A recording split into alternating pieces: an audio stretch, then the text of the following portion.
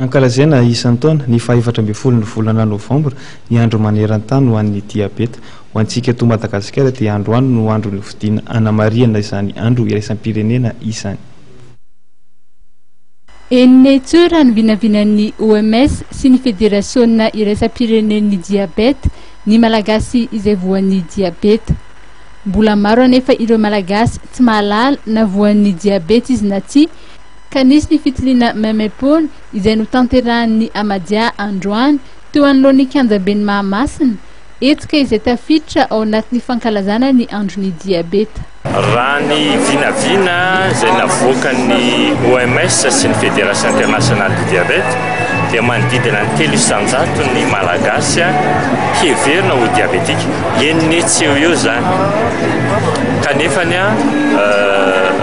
500 sy 7 sy 4 alina no mpikambana ao amin'ny Amadia amin'izao fotoana izao. Dia izay no anisany anaovana ezaka amin'ilay fitiliana satria maro dia maro ny olona izay tsy mahalala fa diabetika izy, fa ny voka-dratsy ny diabeta no manosika azy rehefa avy eo ho tonga hanao fitiliana dia fa lasa tara loatra. Dia ezahana manentana ny olona hanao fitiliana. Vinavinaina aritratra 500 teo ireo izay ho avy hanao fitiliana tamin'ity androandroany ity, ka maro ireo tonga nanao izany fitiliana izany. Taranaka diabetika zany dia isa-taona ako miezaka manao fitiliana. Dia ahoana fahitanao ny fitiliana mety fa ny olona fotsiny no hitako hoe tsy ao anatin'ny culturen'ilay gasy angamba ilay hoe manao fitiliana na manatona toby-pahasalamana ohatr'izany. Dia izay no hitako hoe mety olana kely fa tsara satria manatona ny vahoaka zany zareo fa tsy ny vahoaka intsony no tsy maintsy makany amin'ny toera fitiliana na toera fitsaboana. Maro ireo fambara mety ahafantarana fa voan'ny diabeta ny olona iray. Pipilava ilay olona. 131, 32, 33, 34, 35, 36, 37, 38. Nefany akanina.